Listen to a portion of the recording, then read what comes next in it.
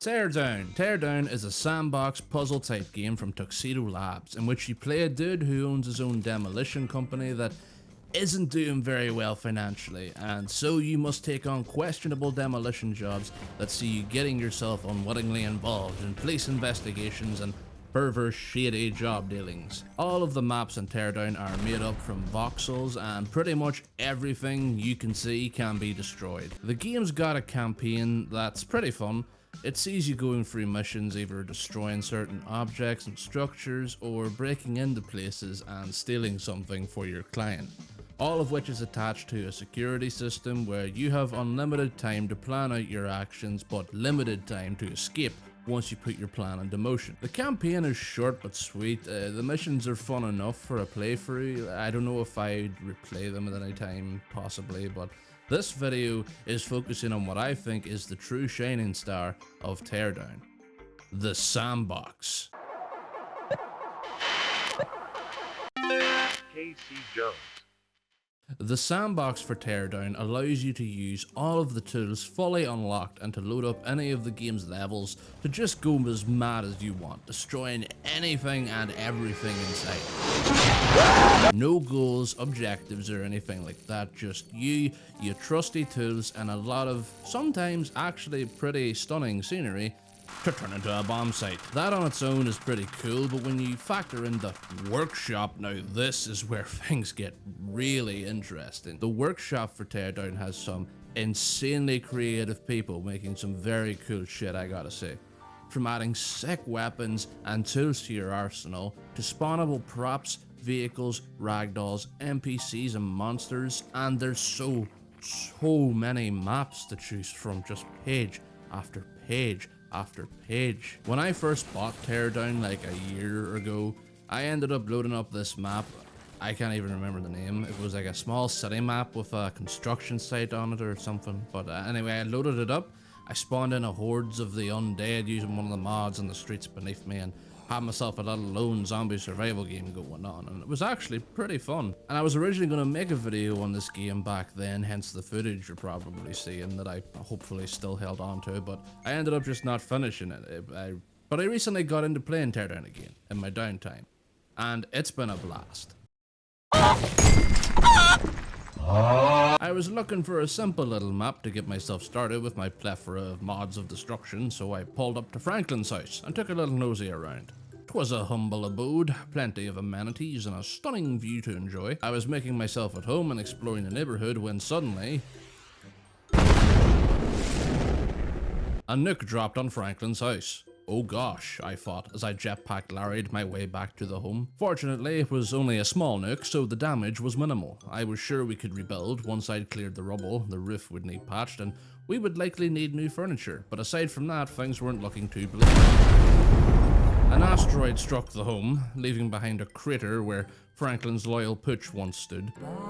Numerous follow-up attacks rained from the heavens. Clearly, God had it out for Franklin today. I hurriedly ran into Franklin's garage and borrowed his vehicle to escape the blast zone of God's wrath. I figured there was no saving the house as it was, so we would have to fully demolish it at this point and rebuild from scratch. So I harnessed the power of 4 and got to work.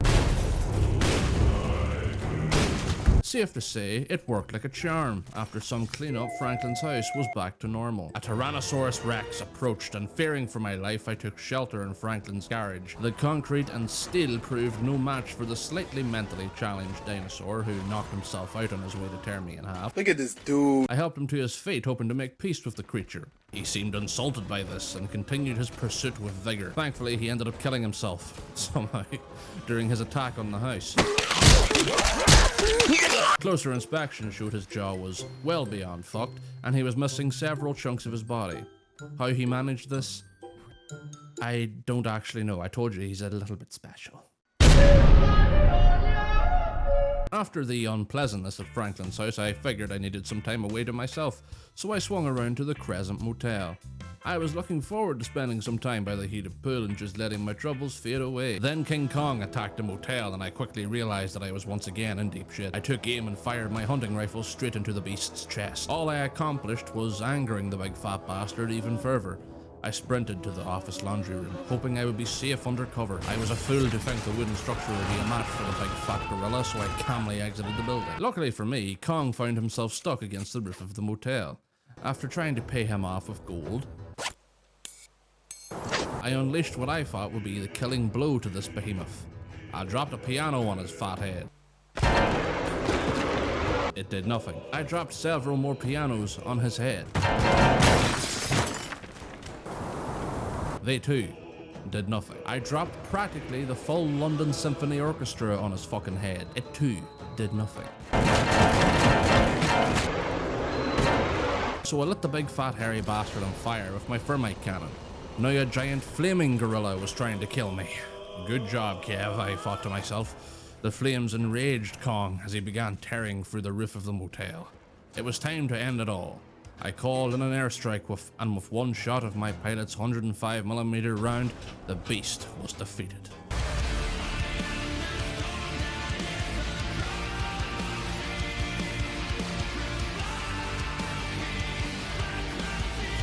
On my way home, I was accosted by Godzilla in the countryside. Nothing I threw at him seemed to make a dent, not even my signature orchestral downpour attack. So I did what any man with half a brain would do when faced with Godzilla. I hid in a shed and hoped for the best. I threw quite literally everything I had at him.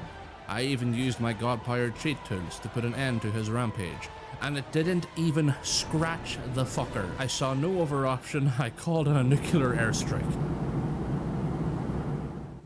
And with that, Godzilla was no more. Or so I thought. He had apparently just moved on to another area down the road, so I figured it best to just leave him be. My old friend, the big fat hairy bitch of an ape himself, Kong, decided to join the party. I wasn't in the mood for this bitch, so I donned my Iron Man armor and...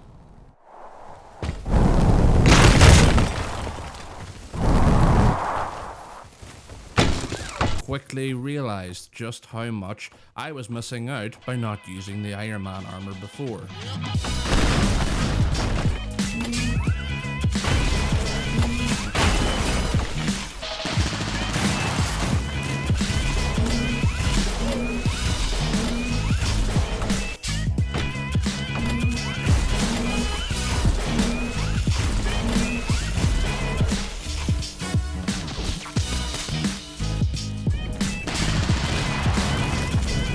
Ready, sir.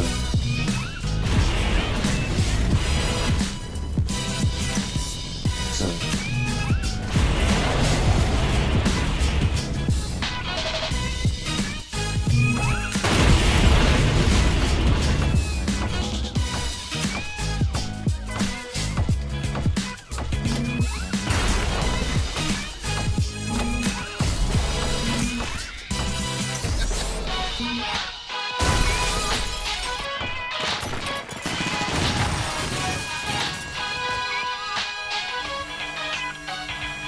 Be ready, sir.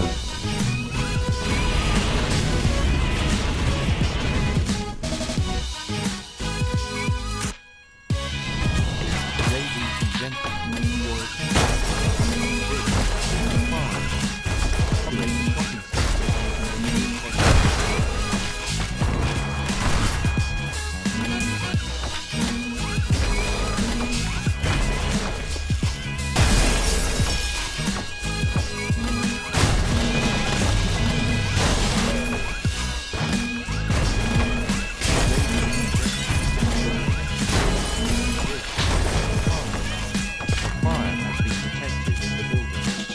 How is the UAV is fully charged?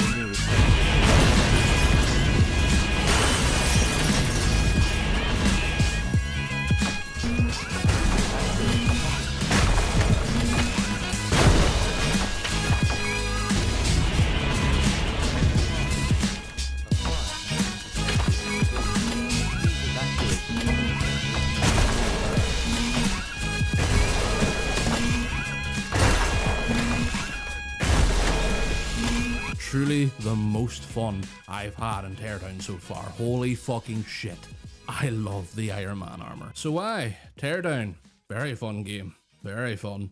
Obviously, this isn't really an unknown gem or anything like that. Plenty of folks are aware of Teardown and how good of a game it is, but I've just found myself really enjoying it lately, and since I never finished the original video I was going to make on it, I figured why not, you know, might as well throw something together.